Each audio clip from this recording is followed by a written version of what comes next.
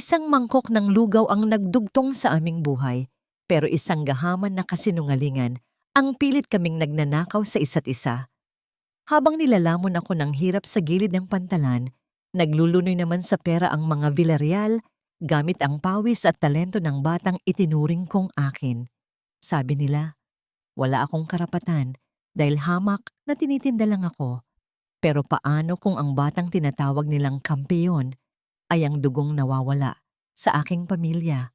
Panahon na para bawiin ang lahat. Handa na ba silang harapin ang galit ng isang pusong matagal na nagparaya? Kaya sabi namin ay muna tabi ka mo. Huwag mo nang sayangin ang laway mo sa pakikipag-usap sa maruming tinderang yan, Marcelino. Pirmahan lang ang kailangan natin dahil ang batang yon ang tanging paraan para mabawi natin ang nawalang pera sa kumpanya. Isang hamak na basahan lang ang babaeng iyan na ginamit natin para itago ang bata. At ngayon, oras na para itapon siya.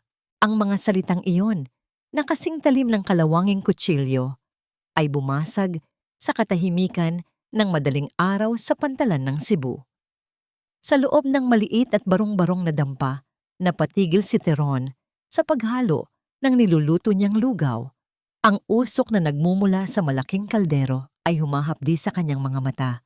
O baka ang luhang kanina pa niya pinipigilan ang tunay na dahilan ng pananakit ng kanyang paningin. Sa kanyang bulsa, mariin niyang hinawakan ang isang maliit na pakete ng gamot na binili niya gamit ang huling barya mula sa benta kagabi. Para sana yon sa lagnat ni Ronaldo, ang batang itinuring niyang sariling anak sa loob ng maraming taon. Ang bawat sentimong pinaghirapan niya, ang bawat patak ng pawis sa ilalim ng nakapapasong araw, ay para sa kinabukasan ng batang nasa kabilang silid. Ngunit sa labas ng kanyang pintuan, ang mga taong nakasuot ng mamahaling baro ay tila binubura ang lahat ng kanyang sakripisyo sa isang iglap lang. Naramdaman ni Theron ang unti-unting panginginig ng kanyang mga daliri habang nakahawak sa sandok.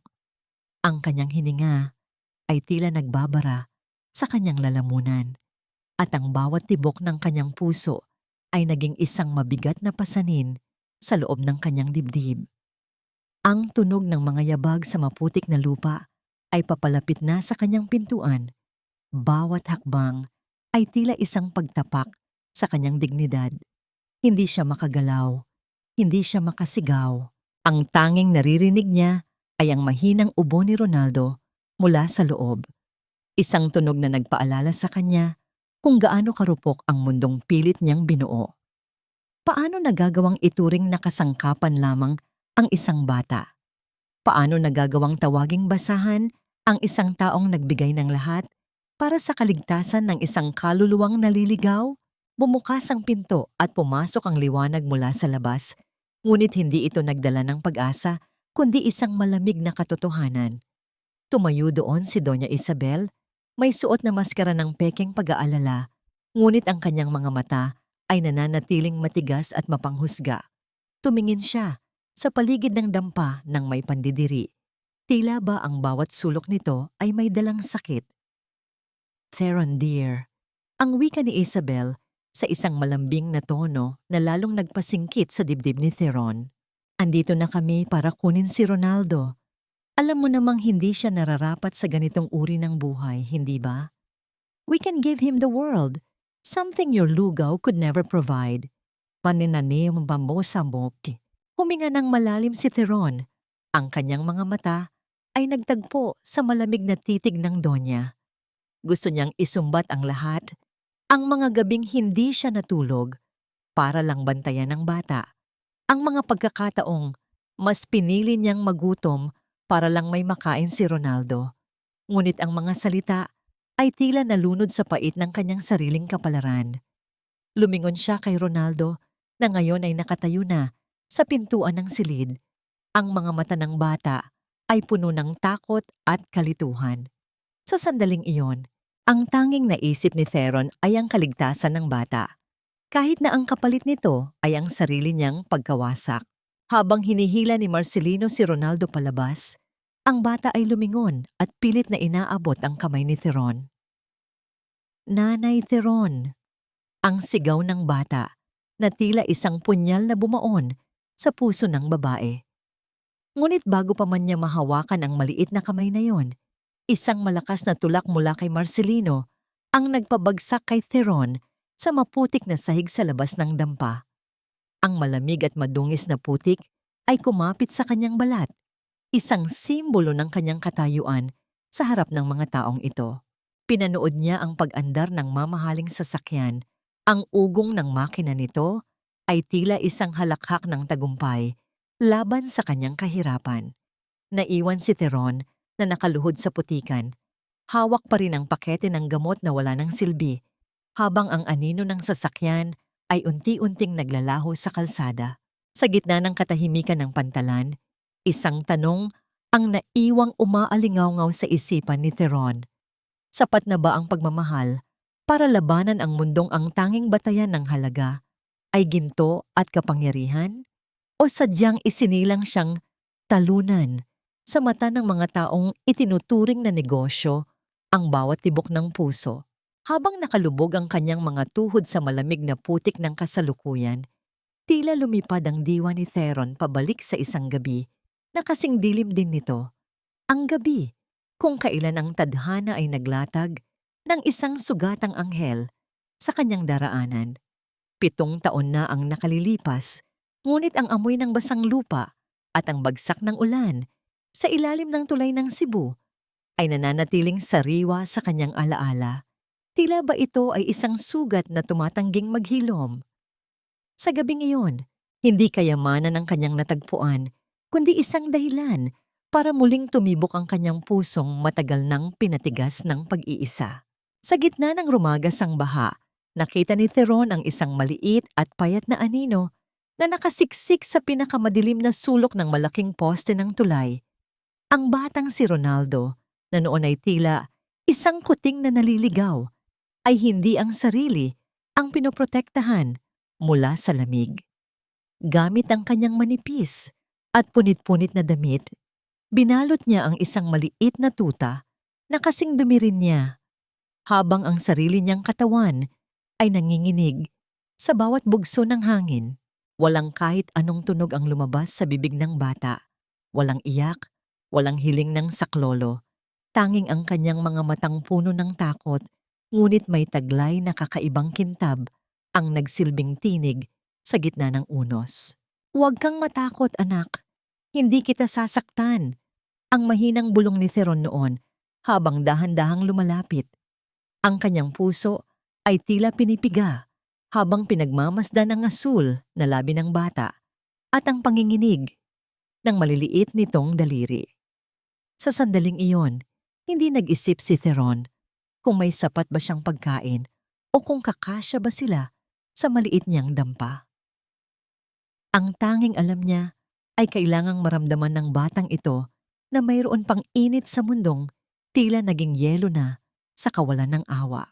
Nang maiuwi niya si Ronaldo sa kanyang barong-barong, ang unang bagay na ibinigay niya ay ang isang mangkok ng mainit na lugaw. Ang usok na nagmumula sa pagkain ay nagdala ng bango ng luya at pag-asa sa loob ng madilim na silid. Pinanood ni Theron ang bata habang dahan-dahang sumusubo. Ang bawat lunok ay tila nagbabalik ng buhay sa matamlay nitong katawan. "You're safe now, baby. Dito ka muna kay Nanay Theron. Okay? No one's going to hurt you anymore." Iyang pangakong binitiwan niya habang hinahaplos ang madusing na buhok ng bata. Sa gabing iyon, naramdaman ni Theron na ang kanyang buhay na dati ay walang kulay ay biglang nagkaroon ng layunin. Matapos kumain, kumuha si Theron ng isang palanggana ng maligamgam na tubig at malinis na basahan para punasan ang katawan ni Ronaldo. Habang dahan-dahan niyang hinuhubad ang basa at maduming t-shirt ng bata, ang kanyang mga kamay ay biglang napatigil. Sa ilalim ng malamlam na liwanag ng isang gasera, bumungad sa kanyang paningin ang isang bagay na nagpatalon sa kanyang kaba. Sa likod ng balikat ni Ronaldo, malapit sa kanyang batok, ay may isang kakaibang marka ng kapanganakan, isang kulay ube at hugis bituin na balat na tila isang selyo ng lihim na nakatago sa balat. Nanigas ang buong katawan ni Theron habang nakatitig sa markang iyon. Ang kanyang hininga ay tila naging mababaw at ang bawat bahagi ng kanyang alaala ay biglang nagapoy sa isang hindi maipaliwanag na takot at pananabik. Ang markang iyon. Ang bituin na iyon sa balat ay hindi lamang isang simpleng marka ng kalikasan. Ito ay eksaktong katulad ng markang madalas ikwento ng kanyang ina tungkol sa isang sanggol na matagal nang nawala sa kanilang pamilya. Isang malamig na kilabot ang gumapang sa kanyang likuran habang ang isang katanungang kay tagal niyang ibinaon ay muling nagparamdam. Sino ba talaga ang batang ito? At paano siya napunta sa ilalim ng tulay na may dalang marka ng isang dugong matagal nang itinuring na pangarap na lang? Sa paglipas ng mga buwan, ang dampa ni Theron ay hindi na lamang naging silungan mula sa ulan, kundi naging saksi rin sa isang himalang unti-unting namumukadkad.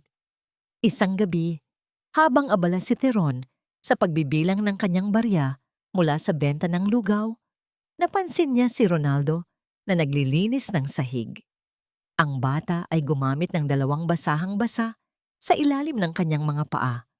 At sa halip na maglakad ng karaniwan, siya ay nagsimulang dumaos-dos sa ibabaw ng makinis na semento. Walang kahirap-hirap ang kanyang mga galaw. Tila ba ang kanyang katawan ay walang bigat habang umiikot at humahabi ng mga kurba sa sahig. Sa bawat pag-ikot niya, ang mga dumi ay tila kusang umiiwas at ang semento ay nagmistulang isang malawak na entablado. Napatigil si Theron at napako ang kanyang paningin sa bata. Hindi ito basta paglilinis, ito ay isang sayaw. May kakaibang kislap sa mga mata ni Ronaldo na noon lamang niya nakita, isang ningas ng pangarap na tila mas maliwanag pa sa apoy ng kanyang kalan. "Nanay, look, I'm flying!" Ang masayang sigaw ni Ronaldo habang mabilis na umiikot sa gitna ng silid.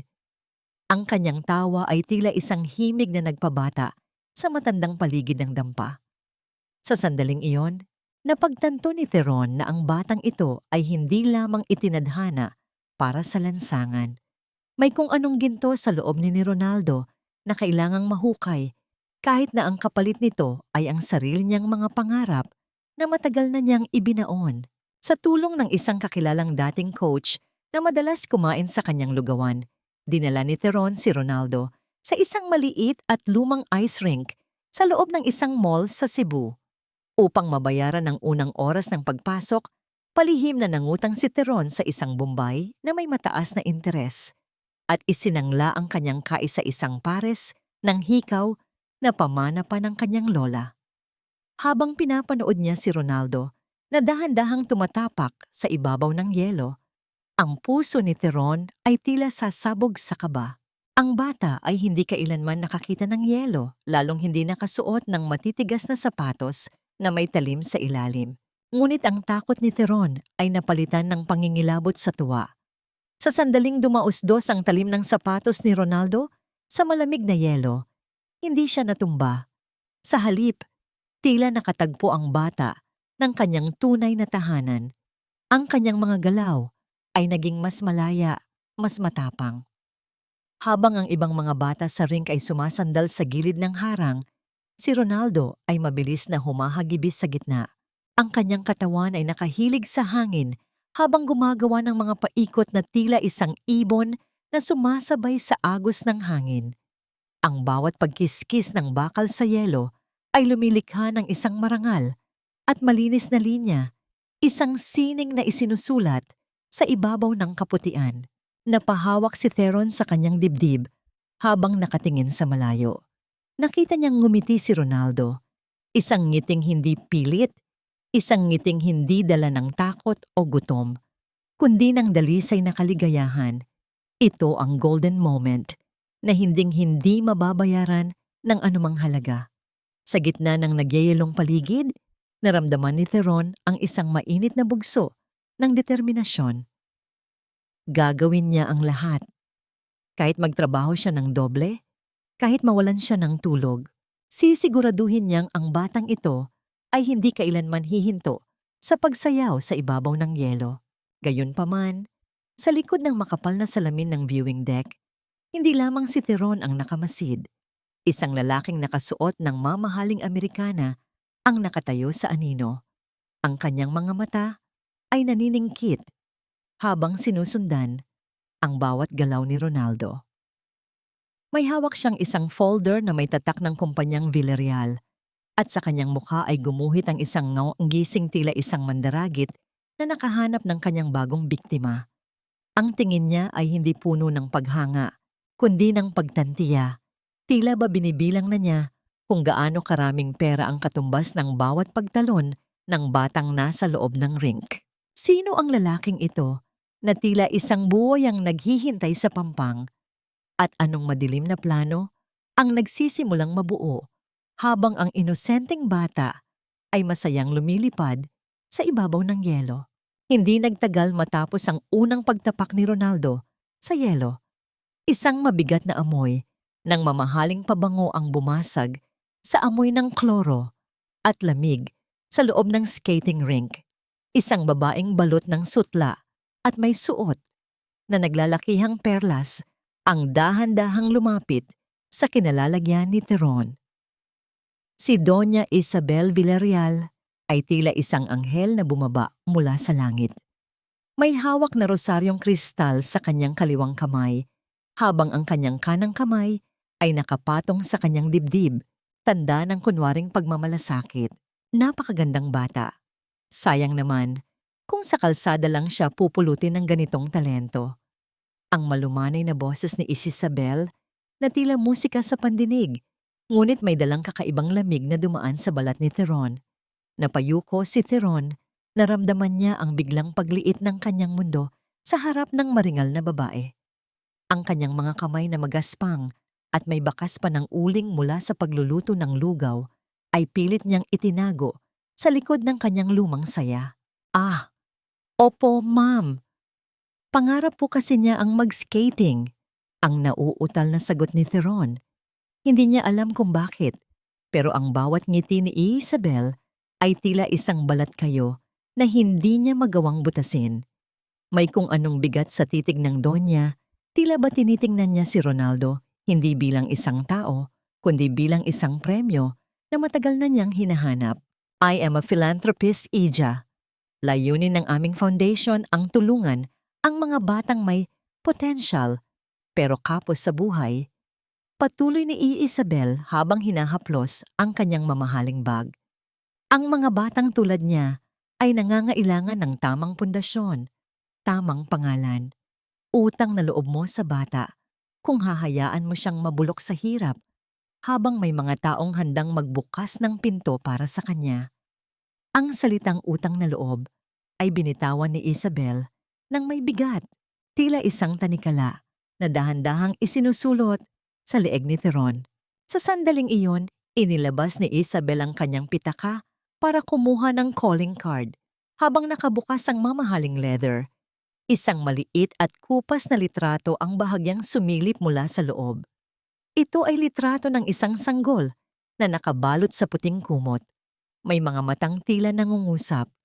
Napansin ni Theron ang litrato at nakaramdam siya ng isang mabilis na pintig sa kanyang sentido. Bakit tila pamilyar ang hugis ng mukha ng sanggol na yon? Bakit tila may kung anong bahagi ng kanyang alaala ang pilit na kumakawala mula sa pagkakaibaon? Ay, pasensya na. This is just a memory of someone I lost. Ang mabilis na paliwanag ni Isabel nang mapansin ang tingin ni Theron. Agad niyang isinara ang pitaka nang may puwersang nagpalingon sa ilang tao sa paligid. Ang kanyang mukha na kanina ay punong-puno ng tamis ay saglit na nagdilim. Ang kanyang mga mata ay naging kasing talim ng kidlat bago muling bumalik sa pagiging kalmado. Ang mabilis na pagbabagong yon ay hindi nakatakas sa paningin ni Theron. Umalis si Isabel na may iwan na pangako ng tulong. Ngunit iniwan din niya si Theron na may pusong puno ng pag-aalinlangan. Habang pinagmamasdan ni Theron ang calling card na may gintong tatak ng Villarreal, naramdaman niya ang isang malamig na hininga sa kanyang batok. Sino ba talaga ang babaeng ito na tila may nakatagong lason sa likod ng kanyang mga dasal. At anong sikreto ang itinatago ng kupas na litratong tila pilit na nagdudugtong sa kanilang dalawa? Ang gabi sa pantalan ng Cebu ay hindi kailanman naging tahimik para sa mga taong ang tanging puhunan ay lakas ng bisig at tibay ng sikmura. Sa ilalim ng malamlam na liwanag ng mga dambuhalang poste, makikita ang isang maliit na anino na pilit na binubuhat ang isang mabigat na sako ng bigas. Si Theron, na sa umaga ay tinderang lugaw, ay nagiging kargador sa gabi. Ang bawat hakbang niya sa ibabaw ng mabuway na tabla patungo sa truck ay isang pakikipagbuno sa grabidad. Nananakit ang bawat hibla ng kanyang kalamnan at ang magaspang na tela ng sako ay tila kumakain sa balat ng kanyang balikat. Ngunit sa tuwing pakiramdam niya ay bibigay na ang kanyang mga tuhod, isang imahe ang sumasagi sa kanyang isipan. Ang imahe ni Ronaldo na malayang dumadausdos sa ibabaw ng yelo. Kaya mo to, Theron. Konti na lang para sa pangarap ng anak mo. Ang bulong niya sa sarili habang ang butil ng pawis ay humihilam sa kanyang mga mata. Ang bawat sakong kanyang naisusampa ay katumbas ng ilang minuto sa loob ng ice rink, ng pambayad sa kuryente at ng pambili ng gatas para sa lumalaking katawan ni Ronaldo. Noong nakaraang linggo, tuluyan na niyang hinubad ang huling alaala ng kanyang kabataan, ang isang pares ng gintong hikaw na tanging naiwan sa kanya mula sa kanyang lola. Habang ibinibigay niya ito sa sanglaan, naramdaman niya ang kakaibang kagaan sa kanyang mga tainga. Isang kagaanan na may dalang bigat sa kanyang kalooban. Ngunit nang makita niya ang kislap sa mga mata ni Ronaldo, nang suotin nito ang kanyang bagong sapatos na pang-skating, alam ni Theron na mas mahalaga ang kinabukasan ng bata kaysa sa anumang piraso ng metal. Ang pagod ni Theron ay hindi lamang pisikal. Ang bawat pangungutya ng mga kasamahan niyang kargador, ang mga tinging puno ng panunuya dahil sa kanyang pagiging babae sa isang mundong panglalaki, ay tila mga latay na humahampas sa kanyang dangal. Hoy Theron, bakit ka ba nagpapakamatay sa trabaho? Para sa batang hindi mo naman kadugo? Ang madalas na itanong sa kanya ng kapatas na si Mang Berting, ngunit hindi sumasagot si Theron. Pinipili niyang lunukin ang pait ng mga salita dahil alam niyang hindi nila mauunawaan ang pagmamahal na kayang hamunin ng kamatayan. Ang pag-ibig niya kay Ronaldo ay hindi nakabase sa papel o sa apelyido. Ito ay nakaukit sa bawat sakripisyong handa niyang gawin nang walang hinihintay na kapalit. Magmamadaling araw na nang matapos ang kanyang shift. Habang naglalakad pauwi sa kanilang dampa, ang mga kalsada ng Cebu ay balot pa ng katahimikan. Ang hangin mula sa dagat ay may dalang alat at lamig na tila nanunuot sa kanyang mga buto. Ramdam ni Theron ang matinding panginginig ng kanyang mga kamay at ang bawat tibok ng kanyang puso ay tila isang mabilis at hindi regular na tambol sa loob ng kanyang dibdib. Ang paligid ay unti-unting naging malabo. Ang mga ilaw ng poste ay tila mga bituin na sumasayaw at humahaba ang mga sinag. Sinubukan niyang humawak sa pader ng isang gusali. Ngunit ang kanyang mga daliri ay walang nakapangkapitan kundi ang hangin. Ang mundo ay biglang tumigil sa pag-ikot. Ang ingay ng malalayong sasakyan ay tila naging isang mahabang ugong na unti-unting nawawala sa kanyang pandinig. Naramdaman ni Theron ang pagtama ng kanyang mga tuhod sa matigas at malamig na semento bago tuluyang sumuko ang kanyang katawan sa tindi ng pagod at gutom. Habang dahan-dahang nagdidilim ang kanyang paningin, ang huling bagay na kanyang naisip ay ang mukha ni Ronaldo. Ang batang kailangan pa niyang ipagluto ng lugaw. Paggising nito, ang batang nag-iisang liwanag sa kanyang madilim na mundo. Nakahandusay siya sa gitna ng kalsada, walang malay, habang ang unang banaag ng araw ay nagsisimula nang sumilip sa abot-tanaw, tila nagtatanong kung may lakas pa ba siyang bumangon para sa susunod na kabanata ng kanyang pagpapakasakit. Sa gitna ng nagyayelong katahimikan ng ice rink, si Ronaldo ay nakatayo ng mag-isa habang ang kanyang mga mata ay pilit na naghahanap sa pamilyar na bulto ni Nanay Theron sa likod ng salamin. Ngunit sa halip na ang pagod, ngunit nakangiting mukha ng kanyang kalinga, ang bumungad sa kanya ay ang maringal na anino ni Doña Isabel. Ang bawat hakbang ng Doña sa ibabaw ng gumang sahig ay may dalang awtoridad at ang kanyang mga alahas ay tila kumukutitap ng may mapanlinlang na liwanag sa ilalim ng mga fluorescent lamp. Hinihintay mo ba siya, anak? Ang malambing na tanong ni Isabel habang dahan-dahang lumalapit kay Ronaldo. Inilabas niya ang isang mamahaling panyo na may borda ng ginto at marahang pinunasan ang pawis sa noo ng bata. Pagod na siguro si Theron. Alam mo naman, ang mga taong tulad niya, madaling sumuko kapag mabigat na ang pasanin. Baka napagtanto na niya na ang pag-aalaga sa'yo ay isang malaking abala sa kanyang maliit na negosyo. Kumunot ang noo ni Ronaldo. Ang kanyang puso ay nagsimulang pumintig ng may halong kaba at pagtatanggol. Hindi po, si Nanay Theron, hindi niya ako iiwan. Sabi niya, sabay kaming mangangarap, ang mahinang sagot ng bata. Bagaman ang kanyang boses ay nanginginig sa gitna ng lamig. Isang mapait na ngiti ang gumuhit sa mga labi ni Isabel. Mangarap, Ronaldo, look at yourself. You are a star, a diamond in the rough. Pero ang pangarap na ibinibigay niya sa iyo ay kasing labo ng lugaw na tinitinda niya. Alam mo ba na humihingi siya sa amin ng pera kapalit ng pananatili mo sa kanya? Ang bawat salita ni Isabel ay tila isang patak ng lason sa isang malinis na baso ng tubig. She's using you, baby. Kinukuha niya ang lahat ng atensyon para mapansin ang kanyang tindahan. Pero kami, we want you to shine because you deserve it, hindi dahil kailangan namin ng benta. Sa loob ng kanyang bulsa, hinigpitan ni Ronaldo ang hawak sa isang nakatuping papel. Ito ay isang drawing na ginawa niya kagabi habang natutulog si Theron. Isang larawan nilang dalawa na magkahawak kamay sa ibabaw ng yelo. May nakasulat na, "Salamat, Nanay." Gusto niyang ipakita yon kay Isabel para patunayang mali ito, ngunit ang mga mata ng Donya ay tila nanunuot sa kanyang kaluluwa. Pinaparamdam sa kanya na ang kanyang munting regalo ay isang basura lamang sa harap ng karangyaan. Ronaldo, ang lugaw ay pagkain para sa mga may sakit at mahihirap. Hindi iyan ang nararapat para sa isang kampeon?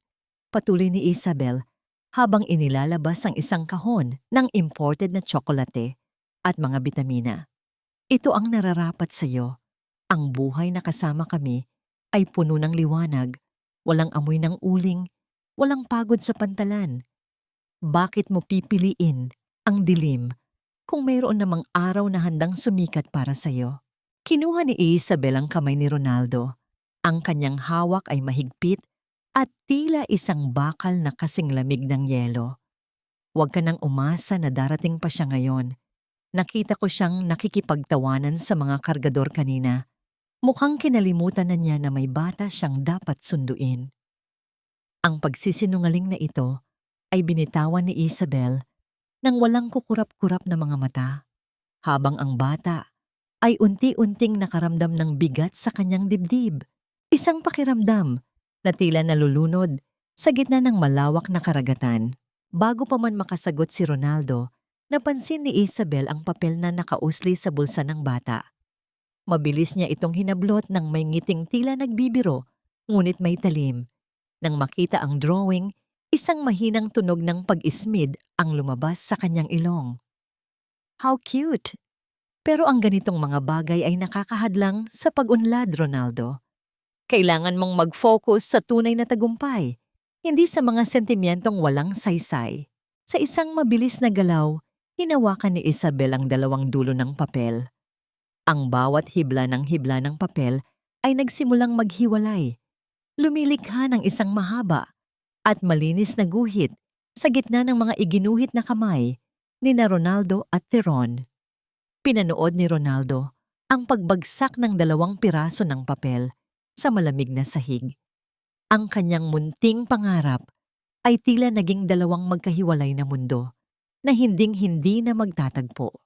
Tara na, Ronaldo. May naghihintay na mainit na tsokolate sa kotse. At huwag mo nang isipin ang mga pirasong yan. We will give you a better life, a better story. Ang huling wika ni Isabel habang hinihila ang bata palabas ng rink.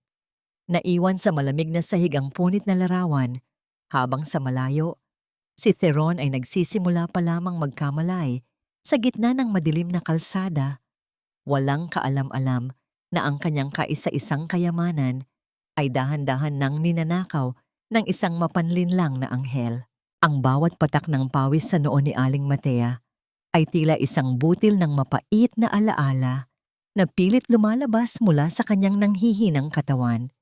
Sa loob ng maliit na dampa, ang liwanag mula sa isang gaserang malapit ng maubusan ng gaas ay sumasayaw sa pader. Lumilikha ng mga aninong tila mga multo ng nakaraan. Si Theron, na ang sariling katawan ay may mga pasapa mula sa pagkakahandusay sa kalsada, ay dahan-dahang pinupunasan ang mainit na balat ng kanyang ina. Ang bawat paghinga ni Aling Matea ay may kasamang mabigat na tunog mula sa kanyang dibdib. Tila may mga batong nag-uumpugan sa loob, isang palatandaan ng sakit na hindi lamang sa baga, kundi sa kaluluwa. Theron, Ija, ang bata, ibalik niyo ang bata. Ang nanginginig na bulong ni Aling Matea sa gitna ng kanyang delirium. Ang kanyang mga kamay ay pilit na may kinakapas sa hangin. Tila ba may hinahabol siyang isang aninong matagal nang naglaho. Nanlamig ang mga daliri ni Theron. Hindi ito ang unang pagkakataon na narinig niyang binanggit ng ina ang tungkol sa isang nawawalang sanggol. Ngunit sa gabing ito, ang bawat salita ay tila may dalang kakaibang bigat. Nay, magpahinga na po kayo. Nandito lang ako. Walang kukuha sa atin. Ang pilit na pagpapakalma ni Theron, bagaman ang kanyang sariling puso ay nagsisimula ng kabahan. Ngunit tila hindi siya naririnig ng matanda. Ang mga mata ni Aling Matea ay dilat ngunit walang nakikita sa kasalukuyan. Tila nakatitig siya sa isang eksena, 20 taon na ang nakalilipas. Ipinagpalit nila ang dugo sa ginto. Marcelino, Villarreal, huwag mong hayaang makuha nila ang bituin. Ang pangalang Villarreal na lumabas sa tuyot na labi ng kanyang ina ay tila isang kidlat na tumama sa gitna ng silid. Napatigil si Theron. Ang basahang hawak niya ay dahan-dahang nalaglag sa sahig. Paano nalaman ng kanyang ina ang pangalang iyon?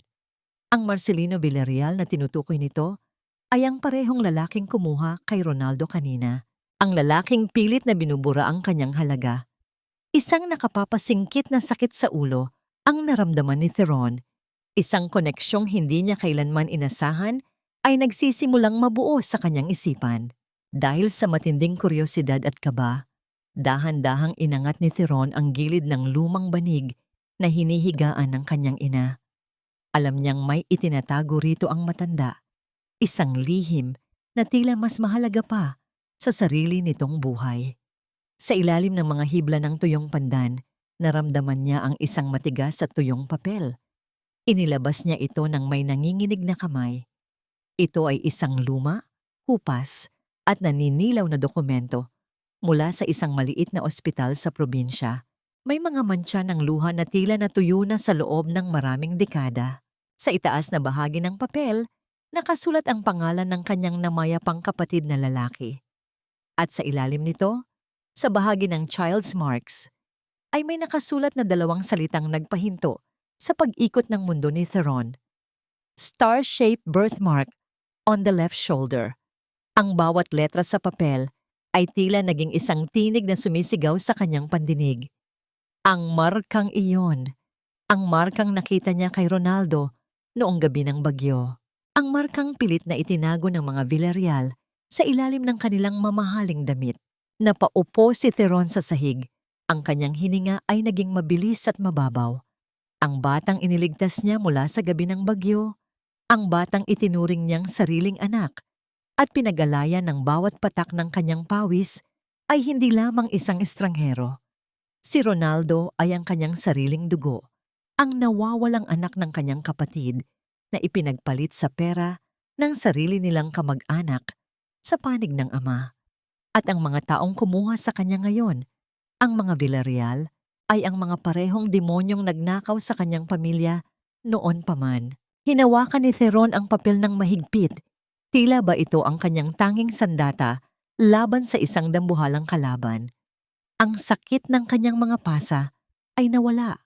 Napalitan ng isang nag-aapoy na galit na ngayon lamang niya naramdaman. Hindi lang ito tungkol sa pangarap ni Ronaldo. Ito ay tungkol sa pamilya. Ito ay tungkol sa katotohanang matagal na nilang ninakaw. Ngunit sa gitna ng kanyang galit, isang malamig na takot ang pumasok sa kanyang puso. Paano niya lalabanan ang mga Villarreal kung ang tanging hawak niya ay isang lumang papel, habang ang mga ito ay may hawak na kapangyarihang burahin ang kahit na sino sa isang kurap lang.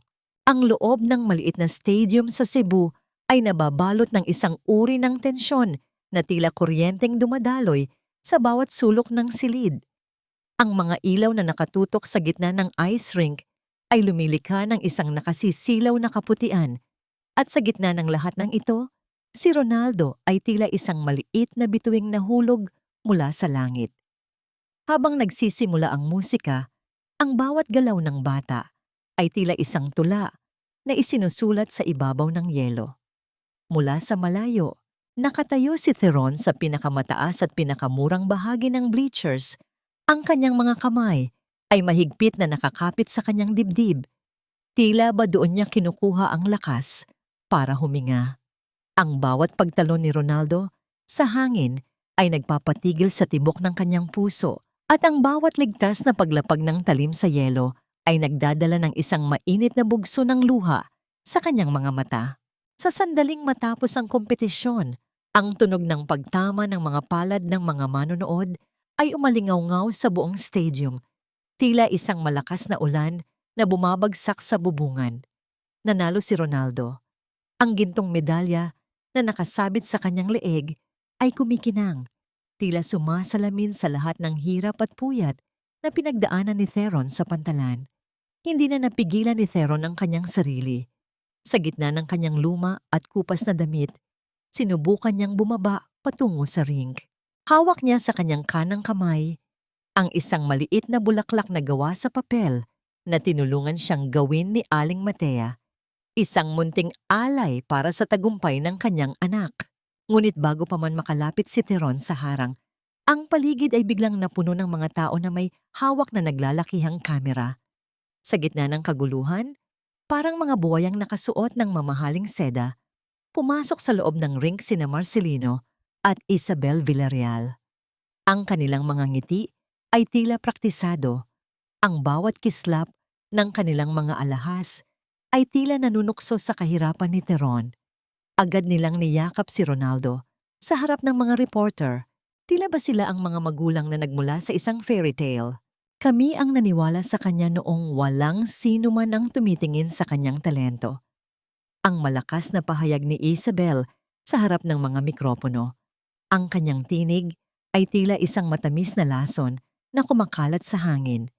Bilang kanyang mga magulang, tiniyak namin na makuha niya ang pinakamahusay na training. This victory is not just for him, but for our family's dedication to excellence.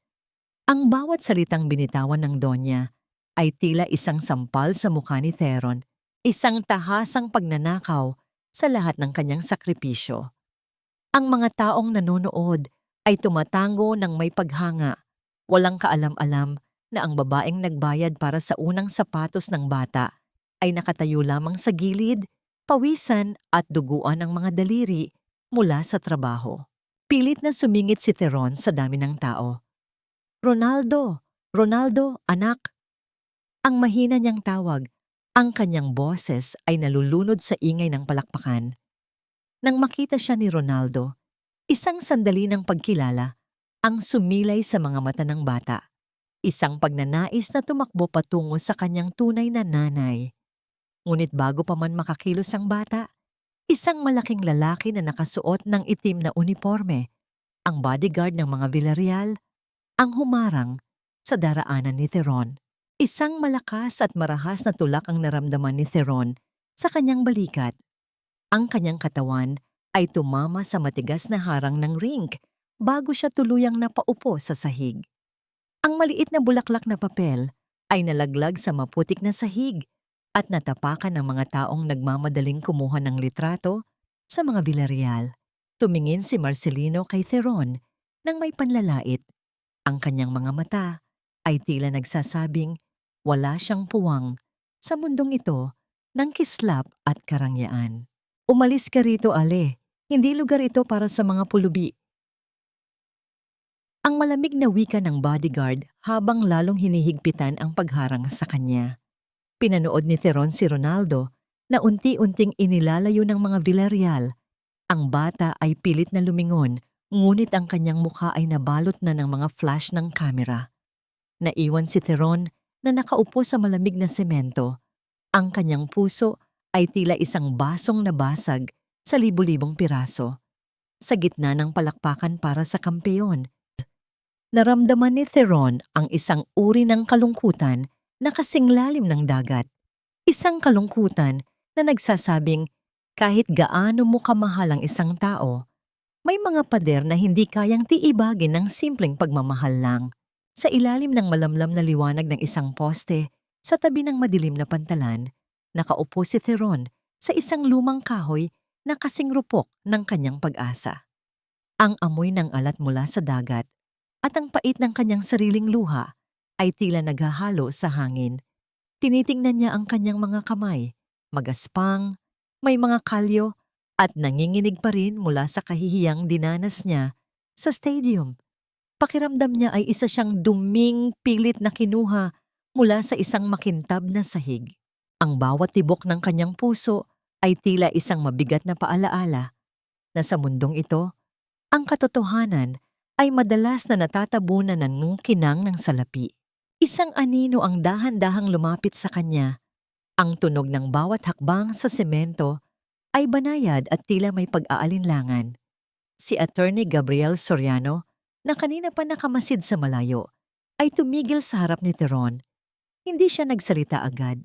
Hinayaan niyang ang katahimikan ng gabi ang maging baluti nila laban sa ingay ng mundo. Nakita ni Gabriel ang lahat. Ang pagtulak kay Theron, ang pag-insulto ng mga Villarreal, at ang pagkadurog ng isang babaeng walang ibang ginawa kundi magmahal. Dahan-dahang kinuha ni Gabriel mula sa kanyang bulsa ang isang malinis at puting panyo na may amoy ng bagong labang tela. Inabot niya ito kay Theron nang hindi tumitingin ng diretso sa mga mata nito upang hindi lalong mapahiya ang babae. Gamitin mo, Theron. Hindi dapat hinahayaang matuyo ang luha sa mukha ng isang taong lumalaban ng tapat. Ang mahinahong wika ng abogado. Ang kanyang boses ay tila isang mainit na kumot sa gitna ng nagyayelong gabi. Ito ang golden moment na nagpabago sa takbo ng paghinga ni Theron. Isang maliit na kilos ng kabutihan na nagparamdam sa kanya na sa kabila ng lahat, nakikita pa rin siya ng mundo. Kinuha ni Theron ang panyo at marahang pinunasan ng kanyang pisngi. Salamat, attorney. Pero ano bang laban ko? Sila ang may hawak sa bata. Sila ang may hawak sa batas. Ang gumaralgal na sagot ni Theron. Tiningnan siya ni Gabriel ng may malalim na determinasyon. Hindi lahat ng legal ay totoo, Theron. I've been looking into the adoption papers of Ronaldo. Masyadong malinis, masyadong perpekto ang pagkakaayos para sa isang batang kinuha lang daw nila sa kalsada. May mga petsa roon na hindi nagtutugma sa mga record ng ospital na hawak mo. Lumiit ang mga mata ni Gabriel habang inilalabas niya ang isang kopya ng dokumento. Ang pirma ng testigo sa mga papel nila ay tila pilit na ginaya. At ang lalong nakakapagtaka, ang abogado na nag-asikaso ng papeles nila ay dati ring naging tauhan ng pamilya ng asawa ni Marcelino. May lamat ang pader na itinayo nila, Theron. At kung may lamat, maaari nating itong tibagin. Isang bagong uri ng kaba ang gumapang sa dibdib ni Theron. Isang kaba na may halong takot, ngunit may kasama ng pag-asa. Hindi lang pala siya nag-iisa sa laban na ito. Habang nag-uusap sila, isang itim na sasakyan ang dahan-dahang dumaan sa kalsadang katapat ng pantalan. Ang bintana nito ay bahagyang bumukas, sapat lamang para makita ang isang pares ng matalas na mata na nakatitig sa kanila. Bago pa man ito mapansin ni na Gabriel, mabilis na humarurot ang sasakyan. Iniwan ang isang makapal na usok na tila isang babala. Hindi alam ni Theron na ang pagtanggap niya sa panyo ni Gabriel ay ang simula ng isang giyerang mas madugo pa sa inaasahan niya. Sino ang nagmamasid sa kanila sa dilim at hanggang saan ang kayang gawin ng mga Villarreal para lang manatiling nakatago ang kanilang mga kasinungalingan. Hindi nagkakamali ang mga mata ng isang nagmamahal at lalong hindi nagbubulag-bulagan ang tadhana. Sa ilalim ng malamlam na liwanag ng gasera, nanginginig ang mga kamay ni Theron habang hawak ang isang litratong kinuha ni Attorney Gabriel mula sa nakaraang kompetisyon ni Ronaldo. Ito ay isang kuha mula sa likuran, kung saan ang suot na pang-skating ng bata ay bahagyang nahawi habang siya ay nasa gitna ng isang mabilis na pag-ikot. Doon, sa kaliwang bahagi ng balikat ng bata, ay malinaw na bakas ang isang marka, isang kulay ube at hugis bituin na balat na tila isang mapa ng kanyang nakaraan. Inilapit ni Theron ang lumang hospital record na nakuha niya mula sa ilalim ng banig ni Aling Matea. Ang bawat letra ng salitang star-shaped birthmark on the left shoulder ay tila naging mga buhay na saksi na tumatama sa kanyang puso. Walang duda. Ang batang iniligtas niya mula sa agos ng baha 7 taon na ang nakalilipas ay hindi lamang isang estrangherong binigyan niya ng tahanan. Si Ronaldo ay ang kanyang sariling pamangkin, ang anak ng kanyang yumaong kapatid na matagal nang ipinagpalit ng kanilang mga gahaman na kamag-anak sa mga Villarreal. Ang dugo na dumadaloy sa mga ugat ng bata ay kaparehong dugo na nagpapatibay sa kanya sa bawat gabi ng pagtatrabaho sa pantalan. Isang mabigat na luhang puno ng pait at pasasalamat ang pumatak sa ibabaw ng litrato. Naramdaman ni Theron ang isang kakaibang hapdi sa kanyang dibdib, isang pagkirot na nagmumula sa katotohanang ang lahat ng kanyang sakripisyo ay may mas malalim palang kahulugan. Hindi lang pala siya isang tagapagligtas, siya ang huling kuta ng kanyang pamilya. Anak ko. Dugo ko. Ang nanginginig niyang bulong habang niyayakap ang litrato sa kanyang dibdib. Ang bawat pangungutya ni Isabel at ang bawat panlalait ni Marcelino ay naging mga latay na mas masakit pa ngayon dahil alam na ni Theron na ang mga ito ay mga magnanakaw na pilit na binubura ang pagkakakilanlan ng kanyang sariling lahi. Ngunit ang katahimikan ng gabi ay biglang nabasag ng ang kanyang luma at gasgas na cellphone ay biglang umilaw sa ibabaw ng lamesang kahoy. Ang panginginig ng aparato ay lumikha ng isang nakakairitang tunog sa gitna ng katahimikan ng dampa. Tila isang babala na nagmumula sa kadiliman. Sa isang mabilis na pindot ng kanyang nanginginig na daliri, bumukas ang screen at bumungad sa kanya ang isang mensahe mula sa isang hindi kilalang numero. Ang mga salitang nakasulat doon ay kasing lamig ng yelong tinatapakan ni Ronaldo at bawat letra ay tila may dalang banta ng kamatayan. Matalino ka, Theron, pero ang katalinuhan ay hindi nakakapagligtas ng buhay. Huwag kang makialam sa buhay ng mga Villarreal kung ayaw mong maglaho ang lahat ng pinaghirapan mo sa isang iglap lang. Tandaan mo, hawak namin ang bata. Isang maling galaw mo at sisiguraduhin naming hinding-hindi na niya makikita ang araw. Manatili ka sa putikan kung saan ka nararapat. Nanlamig ang buong katawan ni Theron. Ang hangin sa loob ng dampa ay tila biglang naubos at ang bawat dingding ay tila unti-unting lumiliit para siya ay sakalin. Ang lihim na akala niya ay sandata niya ay naging isang patibong na ngayon ay nagbabanta sa kaligtasan ni Ronaldo. Napatingin siya sa natutulog na si Aling Matea na ang bawat paghinga ay puno ng paghihirap at muling tumingin sa litrato ng batang bituin. Sino ang nagpadala ng mensaheng ito? Hanggang saan ang kayang gawin ni na Isabel para lamang manatiling tahimik ang katotohanan. Higit sa lahat, sapat ba ang kanyang tapang para itaya ang buhay ni Ronaldo, kapalit ng hustisyang matagal nang ninakaw sa kanila? Ang mansyon ng mga Villarreal ay tila isang malawak na katedral ng katahimikan, kung saan ang bawat sulok ay kumikinang sa ginto, ngunit walang dalang init ng pagmamahal. Para kay Ronaldo, ang malalaking pader na gawa sa marmol ay hindi nagsisilbing proteksyon, kundi mga rehas ng isang kulungang hindi niya nakikita, pero ramdam na ramdam niya. Ang bawat hakbang niya sa ibabaw ng makapal at malambot na alpombra ay tila walang tunog. Isang paalala na sa bahay na ito, ang kanyang boses at presensya ay dapat lamang umayon sa kung ano ang nais ng kanyang mga magulang. Sa loob ng malawak na silid-kainan, nakaupo si Ronaldo sa harap ng isang mahabang lamesa na puno ng mga pagkaing hindi niya mabigkas ang pangalan. Ang liwanag mula sa dambuhalang kristal na chandelier sa itaas ay sumasalamin sa mga pilak na kubyertos na lumilikha ng isang nakasisilaw na kinang na masakit sa kanyang mga mata. Sa kabila ng dami ng pagkain, ang kanyang sikmura ay tila nananatiling walang laman. Ang bawat subo niya ay tila naging lasang abo dahil ang tanging hinahanap ng kanyang panlasa ay ang bango ng luya at ang init ng lugaw na inihahanda ni Nanay Teron nang may kasamang haplos sa kanyang ulo. Ronaldo, ayusin mo ang iyong pag-upo. Isang kampeon ka na, hindi ka na batang kalsada. Ang malamig na puna ni Doña Isabel habang dahan-dahang hinihiwa ang kanyang steak.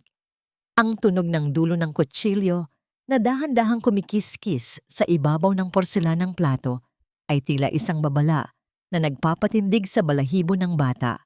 Tumingin si Isabel sa kanya ng may halong pandidiri nang makita ang bahagyang panginginig ng mga kamay ni Ronaldo.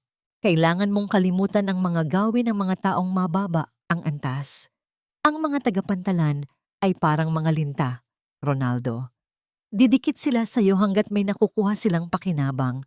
Pero sa oras na mawala ang kinang mo, iiwan ka rin nila sa putikan. Pero hindi po ganoon si Nanay Teron, Ma'am. Ang mahinang sagot ni Ronaldo, ang kanyang boses ay tila isang maliit na alon na pilit binubasag ang pader ng awtoridad. She works so hard for me. She loves me. Isang mapait na tawa ang lumabas sa mga labi ni Marcelino na nasa kabilang dulo ng lamesa.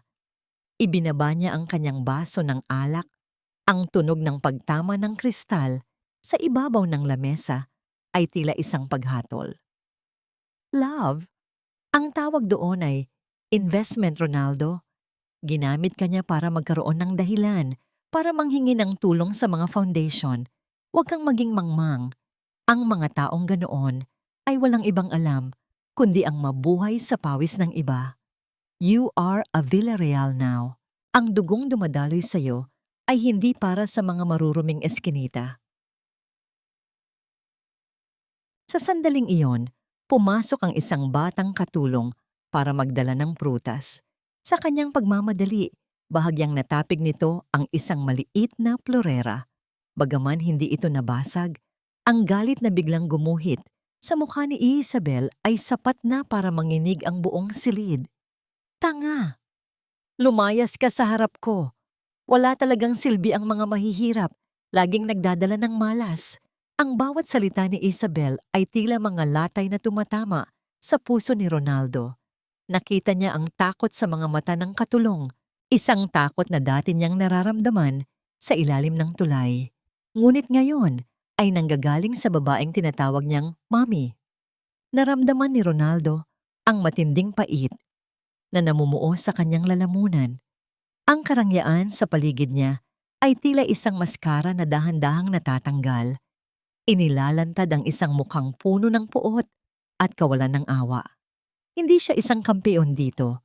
Isa siyang pag-aari. Isa siyang palamuti na kailangang sumunod sa bawat utos. Habang pilit niyang nilulunok ang pagkain, isang matinding pangungulila kay Theron ang bumalot sa kanya. Isang pangungulila sa dampa na butas-butas ang bubong, pero punong-puno ng pagtanggap. Matapos ang hapunan, Mabilis na tumakbo si Ronaldo sa kanyang silid at isinara ang pinto. Humilig siya sa likuran nito. Ang kanyang hininga ay mabilis at puno ng pait. Sa gitna ng dilim, kinuha niya ang isang piraso ng medalya na nakatago sa ilalim ng kanyang unan. Ngunit bago pa man niya ito mahalikan, narinig niya ang mahinang pag-ikot ng doorknob mula sa labas. Walang privacy sa mansyong ito. Ang bawat buntong hininga niya ay binabantayan. Napagtanto ni Ronaldo na ang ginto sa kanyang leeg ay hindi lamang premyo, kundi isang tanikala na dahan-dahan siyang sinasakal sa loob ng isang mundong walang puso.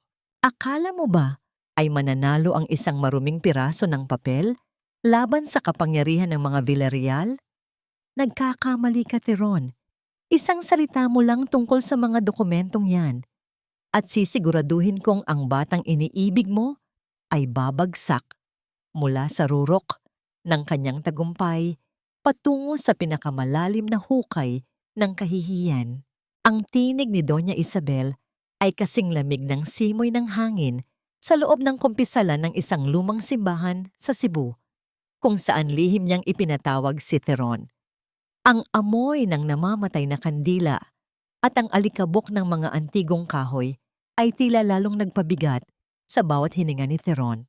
Nakatayo ang Donya sa harap niya, balot ng itim na belo na tila isang simbolo ng kanyang madilim na kaluluwa. Sa kanyang mga kamay, laro-laro niya ang isang gintong krus, habang ang kanyang mga mata ay nananatiling walang bahid ng awa. Isipin mo ang mangyayari kay Ronaldo. Teron? Patuloy ni Isabel. Ang kanyang boses ay unti-unting naging mapanlinlang at malambing, isang lason na binalot sa asukal. If you reveal that DNA result, the whole world will know that he is a product of a scandalous past. Sasabihin namin na ikaw ang nagbenta sa kanya. We have the media, we have the power. Ang kanyang Olympic gold ay magiging simbolo ng isang krimen. Do you want him to be remembered as a victim of human trafficking? Do you want to destroy his only chance to fly just because of your selfish desire to call him your nephew? Naramdaman ni Theron ang unti-unting panginginig ng kanyang mga tuhod. Ang bawat salita ni Isabel ay tila isang matalim na aspili na itinutusok sa kanyang pinakamalalim na sugat. Ang katotohanang hawak niya, ang katotohanang si Ronaldo, ay kanyang sariling dugo, ay naging isang dambuhalang pabigat na handang dumurog sa pangarap ng bata. Tumingin si Theron sa kanyang mga kamay na puno ng kalyo, ang mga kamay na nagluto ng libu-libong mangkok ng lugaw para lamang makabili ng sapatos ni Ronaldo. Ngayon, ang mga kamay ring ito, ang tila may hawak ng kutsilyong puputol sa mga pakpak ng bata. Mamili ka, Theron. Ang paghamon ni Isabel, ang kanyang mga mata ay naningkit sa gitna ng kadiliman ng simbahan. Manatili kang tahimik, lumayo ka sa buhay niya, at hahayaan naming maging bayani si Ronaldo sa mata ng mundo. Or be the one who pulls him down to the mud with you. Isang sakripisyo lang, Teron. Kung totoo mo siyang mahal, kakayanin mong maging kontrabida sa buhay niya para lang manatili siyang bida sa buhay ng iba. Ang golden moment sa tanan ka mo, sa down moment, sa gitna ng dilim ay nang dahan-dahang hawakan ni Theron ang maliit na rosaryong gawa sa kahoy sa loob ng kanyang bulsa. Ito ang tanging bagay na nagbibigay sa kanya ng lakas sa bawat gabi ng paghihirap. Naramdaman niya ang gasgas ng bawat butil sa kanyang mga daliri. Tila ba ang bawat butil ay isang sakripisyong hiningi sa kanya ng tadhana. Ang sakit sa kanyang dibdib ay tila isang apoy na dahan-dahang tumutupok sa kanyang huling pag-asa. Paano mo pipiliin ang katotohanan kung ang katotohanan ang papatay sa pangarap ng taong pinakamahal mo? Tumalikod si Theron ng walang imik. Ang bawat hakbang niya palayo sa Donya ay tila isang hakbang patungo sa sarili niyang kamatayan. Ang tunog ng kanyang mga luma at gasgas na tsinelas sa ibabaw ng sahig na bato ay tila isang malungkot na paalam. Sa labas ng simbahan, ang langit ay balot ng makapal na ulap. tila nakikiramay sa bigat ng kanyang pasanin. Napagpasyahan na niya. Tatanggapin niya ang pagiging estranyo. Tatanggapin niya ang puot ni Ronaldo. Tatanggapin niya ang lahat. Huwag lang maglaho ang nangiting nakita niya sa ibabaw ng yelo. Ngunit habang naglalakad siya sa gitna ng ulan, isang itim na envelope ang iniwan ng isang bata sa kanyang daraanan. Sa loob nito ay may isang litrato ni Ronaldo na may nakatutok na pulang marka sa kanyang ulo. Isang malamig na kilabot ang gumapang sa batok ni Theron. Hindi lang pala pangarap ni Ronaldo ang nakataya. Ang bawat buntong hininga ng bata ay binabantayan ng mga demonyong handang pumatay para sa kanilang dangal. Hanggang kailan kayang magtiis ni Theron bago siya tuluyang mawasak, at ano ang gagawin niya kapag nalaman niyang pati ang kanyang pananahimik ay hindi sapat para iligtas ang buhay ng bata. Ang lamig ng hangin sa loob ng dambuhalang stadium sa ibang bansa ay tila nanunuot hanggang sa kaibuturan ng mga buto ni Ronaldo. Isang lamig na hindi kayang tapatan ng anumang makapal na jacket o mamahaling kasuotan. Sa gitna ng ingay ng mga dayuhang wika at ang pagkislap ng mga ilaw na tila mga mapanuring mata, pakiramdam ng bata ay isa siyang maliit na piraso ng yelong dahan-dahang natutunaw sa ilalim ng matinding pressure. Nakatayo sa kanyang tabi sina Marcelino at Isabel na nakabalot sa makakapal na balahibo ng hayop. Ang kanilang mga mukha ay puno ng pekeng ngiti para sa mga lens ng kamera na nakatutok sa kanila bilang huwarang mga magulang. This is it, Ronaldo. Huwag kang magkakamali.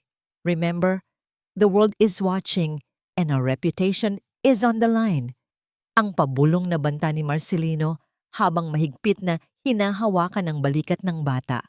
Ang kanyang hawak ay hindi nagbibigay ng lakas, kundi isang paalala na siya ay isang investment na kailangang magbunga ng ginto. Sa kabilang banda, si Isabel ay abala sa pag-aayos ng kanyang buhok. Tila mas interesado sa kung paano siya lalabas sa international television kaysa sa kaba na nararamdaman ng batang halos hindi na makahinga. Nang pumasok si Ronaldo sa loob ng locker room para sa kanyang huling paghahanda, ang katahimikan ng silid ay tila isang mabigat na kumot. Umupo siya sa bangko at dahan-dahang binuksan ang kanyang sports bag. Sa gitna ng mga mamahaling kagamitan na ibinigay ng mga sponsors, napansin niya ang isang maliit na umbok sa ilalim ng lining ng kanyang bag, isang bagay na tila hindi nararapat doon. Sa pagtataka, dahan-dahan niyang hinugot ang isang maliit at gusot na plastik na maingat na itinago sa pinakasulok. Ang kanyang mga kamay ay nagsimulang manginig nang makita ang laman nito. Ito ay isang maliit na balot ng tuyong bigas na sinangag at isang piraso ng tuyong luya, ang mga pangunahing sangkap ng lugaw ni Nanay Theron. Sa loob nito ay may isang maliit na papel na may sulat kamay na tila pinagsikapan ng isang taong nanginginig ang mga daliri. Kahit nasaan ka, ang init ng pagmamahal ko ay kasama mo. Kumain ka man ng pinakamasarap na pagkain sa mundo. Huwag mong kakalimutan ang lasa ng ating tahanan. Lumipad ka, anak. Nandito lang si nanay, nakatingin sa malayo. Ito ang golden moment na nagpaguho sa matigas na pader sa puso ni Ronaldo. Inilapit niya ang maliit na balot sa kanyang ilong at huminga ng malalim. Ang amoy ng sinangag na bigas at ang anghang ng luya ay tila isang mahiwagang susi na nagbukas sa lahat ng kanyang mga alaala. Ang mga gabing binabantayan siya ni Theron habang may lagnat, ang init ng kanilang maliit na dampa sa gitna ng bagyo, at ang bawat mangkok ng lugaw na puno ng sakripisyo. Naramdaman ni Ronaldo ang isang mainit na luha na pumatak sa kanyang pisngi. Hindi siya mag-isa. Sa kabila ng libu-libong milya na layo, ang kaluluwa ni Theron ay nakayakap sa kanya. Nanay, I miss you so much. Ang hikbi ni Ronaldo na pilit niyang pinigilan sa loob ng kanyang lalamunan. Ngunit sa likod ng pintuan ng locker room, narinig niya ang boses ni Isabel na tinatawag na siya. Ang lamig ay muling bumalik, ngunit sa pagkakataong ito, mayroon na siyang apoy sa loob ng kanyang dibdib. Itinago niyang muli ang munting balot sa kanyang tabi, tila isang anting-anting na magbibigay sa kanya ng lakas na hinding-hindi mauunawaan ng mga Villarreal. Habang papalabas siya patungo sa rink, nakita niya ang malawak na puting yelo na naghihintay sa kanya. Ang kanyang puso ay tumitibok ng mabilis, ngunit hindi na dahil sa takot, kundi dahil sa isang pangako. Ngunit sa kabilang panig ng mundo, sa loob ng isang maliit na TV shop sa Cebu, nakatayo si Theron sa gitna ng ulan, nakatingin sa screen na nagpapakita ng mukha ni Ronaldo. Ang kanyang katawan ay nanginginig sa ginawat sakit at ang bawat pag-ubo niya ay may kasama ng bakas ng dugo sa kanyang panyo. Magagawa pa kaya ni Theron na masaksihan ang huling paglipad ni Ronaldo o ang kanyang mga mata ay tuluyan ng pipikit bago pa man matapos ang huling sayaw ng kanyang anak sa ibabaw ng yelo? Ang bawat pahina ng mga dokumentong nakalatag sa mesa ni Attorney Gabriel ay tila mga saksi ng isang krimeng matagal nang ikinubli sa ilalim ng mga ngiti at pilantropya. Sa loob ng kanyang maliit at madilim na opisina, ang tanging liwanag ay nagmumula sa isang lampara na nagbibigay ng madilaw na kintab sa mga numerong hindi nagsisinungaling. Namumula ang mga mata ni Gabriel dahil sa puyat, ngunit ang bawat pintig ng kanyang sentido ay puno ng determinasyon.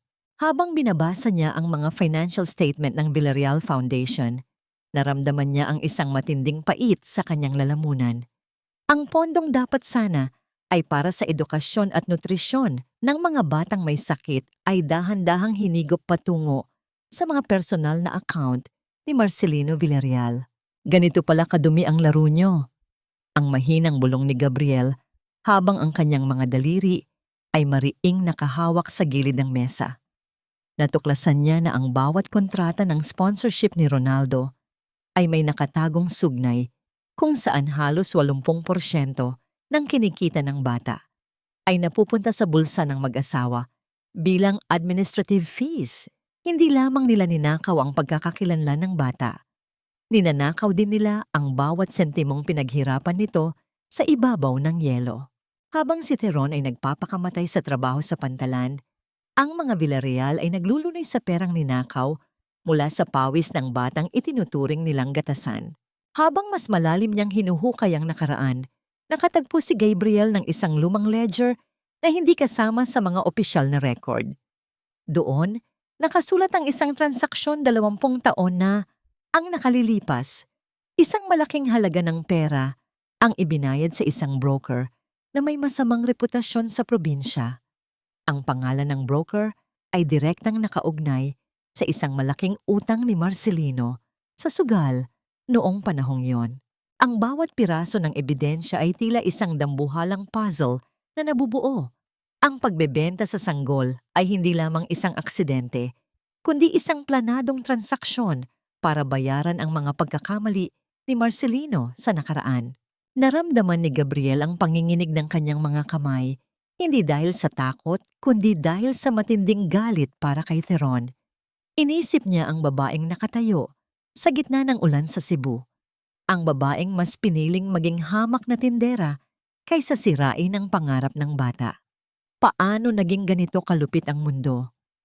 Paano nagagawa ng mga taong ito na matulog ng mahimbing habang ang kanilang bawat hakbang ay nakatapak sa buhay ng iba? Hindi lamang ito laban para sa kustodya, ito ay laban para sa katarungang matagal nang ipinagkait sa pamilya Mendoza.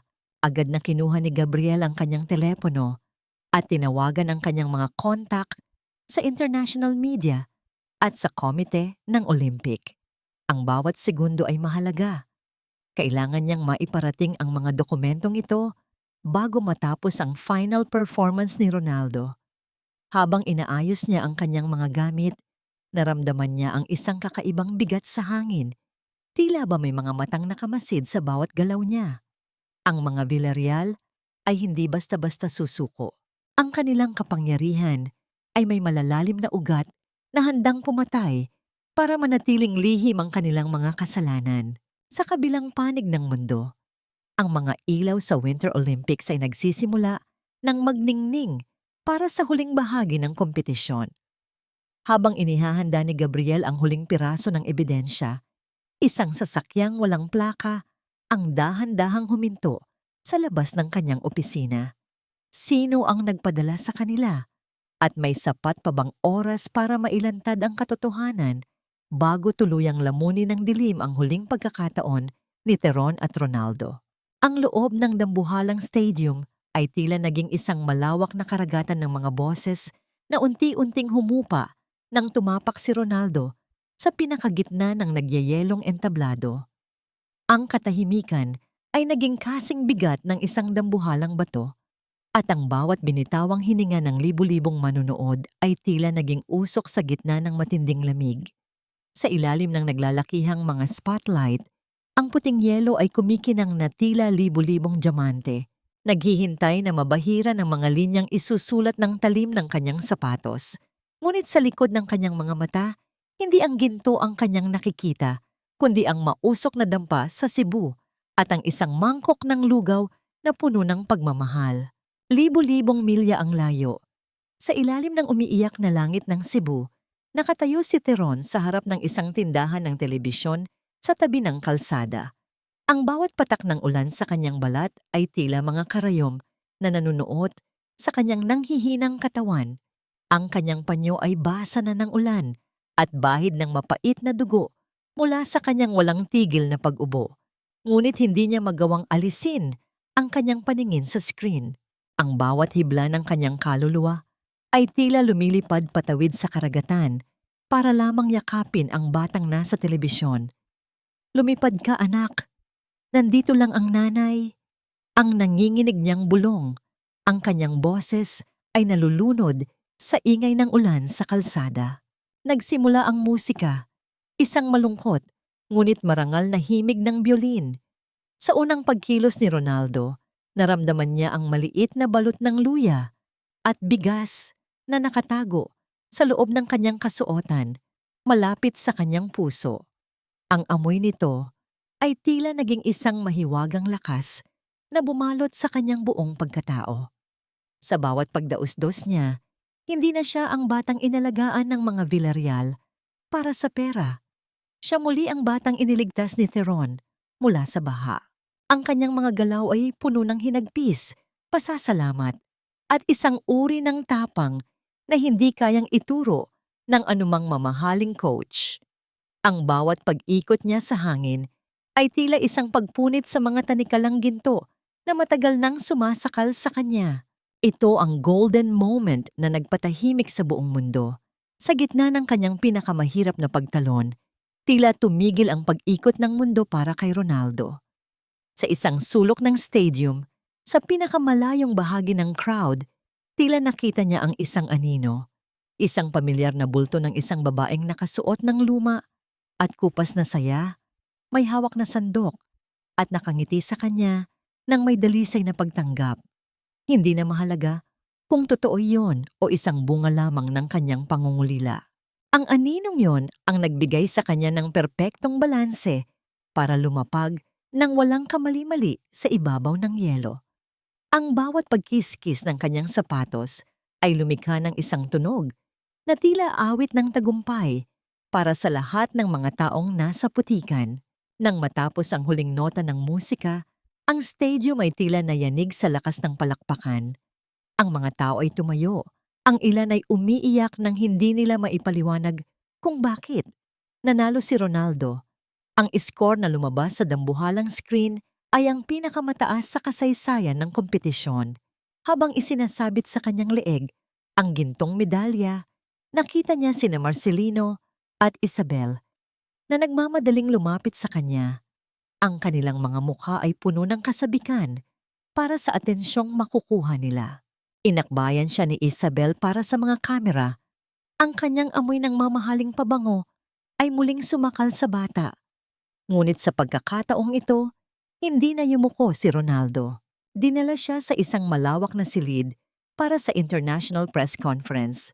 Nakaupo si Ronaldo sa gitna napapaligiran ng mga mikropono mula sa iba't ibang bansa, habang sina Isabel at Marcelino ay nakaupo sa kanyang magkabilang tabi, handa nang magsalita para sa kanilang kampeon. Isang reporter ang nagtanong, "Ronaldo, kanino mo iniaalay ang makasaysayang tagumpay na ito? Is it for your supportive parents here?" Ngumiti si Isabel at dahan-dahang inabot ang mikropono, handa nang bitawan ang kanyang inihandang talumpati tungkol sa kanilang sakripisyo bilang mga Villarreal. Ngunit bago pa man mahawakan ng Donya ang device, mabilis na hinawakan ni Ronaldo ang mic at tumingin ng diretso sa kamera. Ang kanyang mga mata ay nag-aapoy sa isang katotohanang hindi na kayang ikubli ng anumang ginto. Ang medalyang ito, ang simula ni Ronaldo, ang kanyang boses ay buo at umaalingaw-ngaw sa buong silid, ay hindi para sa mga taong nagbigay sa akin ng pangalan. Iniaalay ko ito sa babaeng nagbigay sa akin ng buhay. Ang babaeng tinitingnan niyo ngayon bilang isang hamak na tindera ng lugaw. Napatigil ang lahat.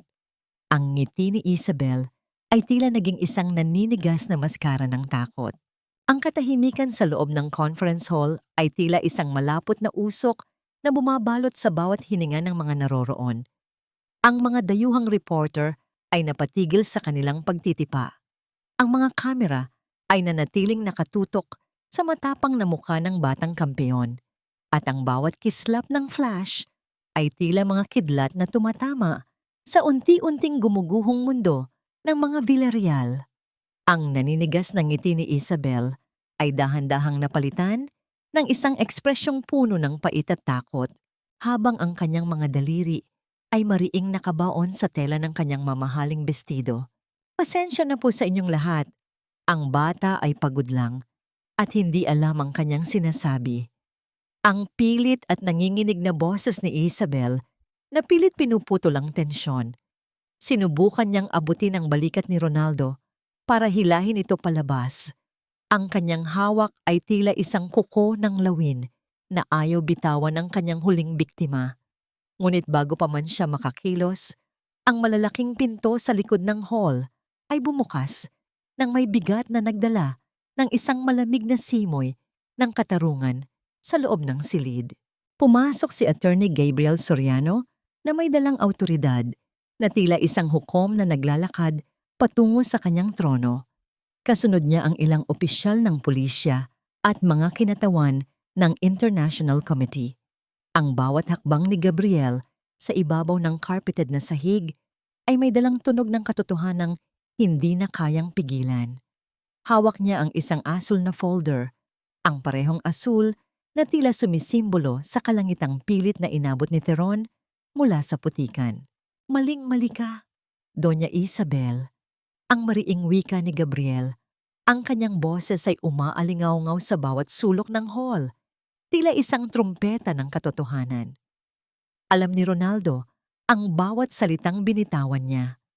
At higit sa lahat, alam na ng buong mundo ang inyong ginawa. Inilatag ni Gabriel ang mga dokumento sa harap ng mga kamera, ang DNA test results na nagpapatunay sa dugong nag-uugnay kay Ronaldo sa pamilya Mendoza, at ang mga patunay ng malawakang nakaw sa pondo ng foundation na pinatatakbo ni na Marcelino. Ang bawat pahinang ipinapakita ni Gabriel ay tila mga talim na humihiwa sa maskara ng kabanalan ni na Isabel at Marcelino.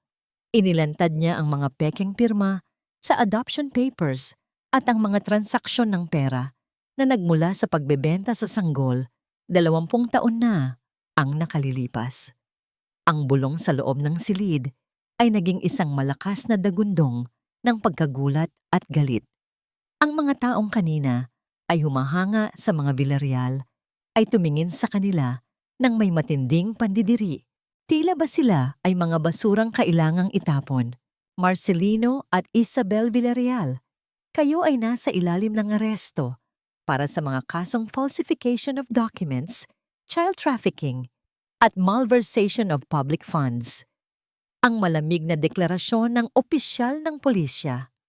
Ang tunog ng mga posas na dahan-dahang isinusulot sa mga pulso ni na Isabel at Marcelino ay tila isang himig ng karma na matagal nang hinihintay ng langit. Ang Donya, na dati ay hindi matabla ng anumang dumi, ay nagsimulang sumigaw ng may desperasyon. Ang kanyang buhok ay nagulo at ang kanyang mukha ay naging kasing pula ng apoy sa impyerno. Hindi niyo ako pwedeng gawin ito. Ako ang nagpalaki sa kanya. Utang na loob niya sa akin ang lahat. Ang hysterical na sigaw ni Isabel habang kinakaladkad siya palabas ng mga pulis. Ang kanyang boses ay unti-unting naglaho sa pasilyo, tila isang aninong nilalamon ng liwanag. Si Marcelino naman ay nakayuko lamang. Ang kanyang dating maringal na postura ay tuluyan ng bumigay sa bigat ng kanyang mga kasalanan. Naiwan si Ronaldo sa gitna ng stadium. Ang gintong medalya sa kanyang leeg ay tila mas lalong kuminang ngayon dahil wala na itong bahid ng kasinungalingan. Tumingin siya kay Gabriel at sa gitna ng kaguluhan, nakita niya ang isang dahan-dahang pagtango mula sa abogado. Ramdam ni Ronaldo ang biglang pagliit ng distansya sa pagitan niya at ng Cebu. Malaya na siya. Ngunit sa gitna ng kanyang kalayaan, isang matinding takot ang muling bumalot sa kanyang puso. Naramdaman niya ang init ng munting balot ng luya sa kanyang dibdib. At sa bawat tibok ng kanyang puso, tila may isang boses na tumatawag sa kanya mula sa malayo. "Nanay, maghintay ka po. Parating na ako." Ang pabulong na panalangin ni Ronaldo habang mabilis siyang tumatakbo palabas ng stadium. Pilit na hinahabol ang bawat segundong natitira bago tuluyang maglaho ang huling hininga ng babaeng nagbigay sa kanya ng lahat. Sapat pa ba ang kanyang tagumpay para iligtas ang buhay ni Theron? O ang gintong ito ay magsisilbi lamang na huling alay sa isang libingang binuo ng pag-ibig at sakripisyo? Ang amoy ng gamot at ang mamasa-masang hangin mula sa dagat ay naghahalo sa loob ng maliit na silid ng pampublikong klinika sa Cebu, kung saan ang bawat minuto ay tila isang butil ng buhangin na mabilis na nauubos sa isang orasan. Nakahiga si Theron sa isang manipis na kama. Ang kanyang mukha ay kasing puti ng mga ulap at ang kanyang mga mata ay bahagyang nakapikit, tila nakikinig sa mahinang awit ng mga alon sa labas. Ang bawat pag-angat ng kanyang dibdib ay isang mabigat na pakikipagbuno para sa hangin, at ang kanyang mga daliri na dati ay punong-puno ng lakas sa paghalo ng lugaw ay ngayon ay wala ng kibo sa ibabaw ng kupas na kumot. Sa tabi ng kanyang kama, si Aling Matea ay tahimik na lumuluha habang hinahaplos ang noo ng kanyang anak. Ang pait ng 20 taong pagkakaulila at ang bigat ng lihim na itinago ng tadhana ay tila nagbubunga na ng isang matamis, ngunit masakit na pagtatapos. Sa labas ng pinto, narinig ang mabilis at mabigat na mga hakbang sa semento. Mga hakbang na hindi alintana, ang pagod o ang dumi ng kalsada. Isang bulto ng isang binata ang biglang sumulpot sa pintuan. Hingal na hingal, at ang kanyang mga mata ay puno ng desperasyon na tila isang taong naglalakad sa gitna ng apoy para lamang makarating sa kanyang paroroonan. "Nanay!" Ang tinig ni Ronaldo ay bumasag sa katahimikan ng silid. Isang sigaw na nagmula sa kaibuturan ng kanyang kaluluwa. Hindi na niya hinintay na makalapit ang mga nurse. Mabilis siyang lumuhod sa tabi ng kama ni Theron. Ang kanyang gintong medalya, ang simbolo ng kanyang tagumpay sa harap ng buong mundo, ay bumangga sa gilid ng bakal na kama. Lumikha ng isang mahinang tunog ng pagtama ng metal na tila isang kampana ng pagbabalik. Dahan-dahang iminulat ni Theron ang kanyang mga mata. Sa gitna ng kanyang malabong paningin, nakita niya ang mukha ng batang kanyang iniligtas, ang batang kanyang minahal, nang higit pa sa kanyang sariling buhay. Isang mahina at nanginginig ng ngiti ang gumuhit sa kanyang mga labi. "Ronaldo, anak, nakauwi ka na." Ang pabulong niyang wika, ang kanyang boses ay tila isang marahang ihip ng hangin na halos hindi marinig. Inabot ni Ronaldo ang magaspang na kamay ni Theron at idiniit ito sa kanyang pisngi. Hinayaan niyang ang kanyang mga luha ay dumaloy sa balat ng babaeng nagturo sa kanya kung paano lumipad nang hindi nakakalimot sa lupa. Ito ang golden moment na tila nagpatigil sa pag-ikot ng mundo. Kinuha ni Ronaldo ang gintong medalya mula sa kanyang leeg at dahan-dahang isinuot ito kay Theron. Ang kislap ng ginto sa ibabaw ng kupas na kumot ay tila isang insulto sa karangyaan ng mga Villarreal dahil ang tunay na halaga ng medalyang iyon ay wala sa metal, kundi sa bawat patak ng pawis at dugo na ibinigay ni Theron para sa kanya. Para sa iyo ito, nanay. Hindi ako ang kampeon. Ikaw. Ikaw ang tunay na nanalo sa laban na ito. Ang hikbi ni Ronaldo habang mahigpit na niyayakap ang nanghihinang katawan ni Theron. Sa isang sulok, dahan-dahang lumapit si Aling Matea at hinawakan ang balikat ni Ronaldo. Ang kanilang mga mata ay nagtagpo, ang lola na nawalan ng apo at ang apo na matagal na ninakawan ng pamilya. Sa sandaling iyon, ang marka ng bituin sa balikat ni Ronaldo ay tila nagningning sa ilalim ng malamlam na ilaw ng klinika. Isang selyo ng pagkakaisa na hindi na mabubura ng anumang kasinungalingan. Dugo natin siya, Theron. Ang pamilya Mendoza ay buo na muli. Yang bulong ni Matea ng may halong pait at ligaya. Naramdaman ni Theron ang isang kakaibang gaan sa kanyang dibdib. Ang lahat ng sakit, ang lahat ng pasakit sa pantalan, at ang bawat pangungutya ng mundo ay tila naglahos sa init ng yakap ni Ronaldo. Naabot na niya ang dulo ng kanyang sakripisyo. Ngunit habang unti-unting pumipikit muli ang kanyang mga mata, ang monitor sa kanyang tabi ay nagpakita ng isang mabilis at hindi regular na linya. Ang kanyang paghinga ay naging mas mababaw, tila isang kandilang paubos na ang mitya sa gitna ng malakas na hangin. Nanay, huwag kang pipikit. Magpapatayo pa tayo ng foundation, di ba? Magluluto ka pa ng lugaw para sa mga bata. Ang pagsusumamo ni Ronaldo, ang kanyang boses ay puno ng takot na baka ang tagumpay niyang ito ay kapalit ng huling hininga ng kanyang tanging kayamanan. Magagawa pa bang bawiin ng pag-ibig ang buhay na ibinigay para sa kanya?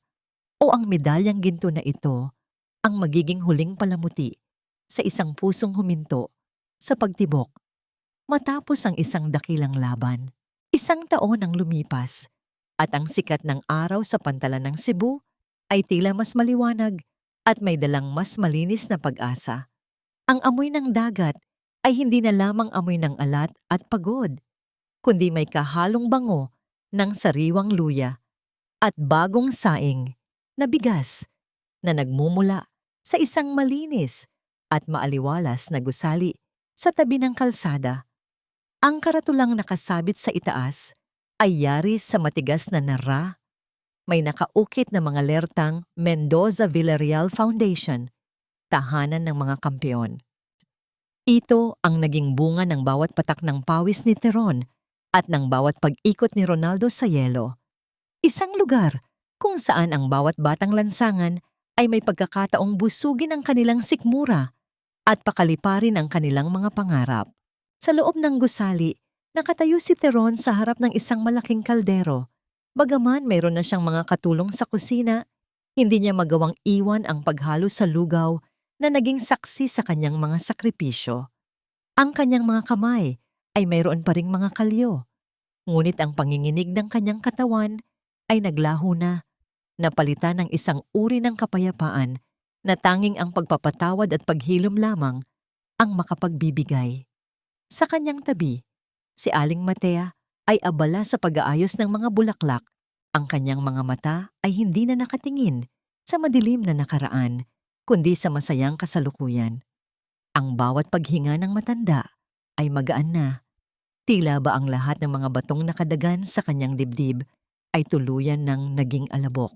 Pumasok si Ronaldo sa kusina. Suot ang isang simpleng t-shirt na nagpapakita ng marka ng bituin sa kanyang balikat. Wala na ang mga mamahaling hiyas o ang mabigat na gintong medalya sa kanyang leeg. Ang medalyang yon ay nakalagay na sa isang glass case sa gitna ng foundation, hindi bilang simbolo ng kanyang kasikatan, kundi bilang paalala ng pagmamahal ng isang babaeng hindi siya kailanman binitawan. Nanay, handa na po ang mga bata sa labas. Naghihintay na sila sa iyong lugaw. Yang masayang wika ni Ronaldo habang inaalalayan si Theron sa paglipat ng pagkain sa mga mangkok. Ang kanilang mga tawa ay tila isang himig ng mga kampana na nagbibigay ng buhay sa bawat sulok ng gusali. Tinanong si Theron ng isang batang kalsada habang kumakain. Nanay Theron, galit pa rin po ba kayo sa mga taong kumuha kay Ronaldo noon? Ngumiti si Theron nang may malalim na kahulugan habang hinahaplos ang buhok ng bata. Ang kanyang puso ay wala ng puwang para sa puot. Ang mga Villarreal ay kasalukuyang nagbabayad sa loob ng malamig na rehas, nawalan ng lahat ng kanilang yaman at dangal. Isang uri ng karma na mas mabigat pa sa anumang hatol ng tao. Pero para kay Theron, ang tunay na tagumpay ay hindi ang makitang nagdurusa ang kanyang mga kaaway, kundi ang makitang malaya at masaya ang kanyang pamilya.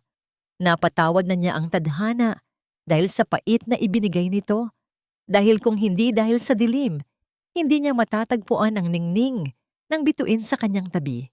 Natutunan ni Ronaldo at Theron na ang tunay na pamilya ay hindi lamang nabubuo sa pamamagitan ng dugo, kundi sa bawat pagpili na manatili kahit mahirap, sa bawat sakripisyong ginagawa ng walang pasubali, at sa bawat pagpapatawad na nagbibigay ng bagong simula.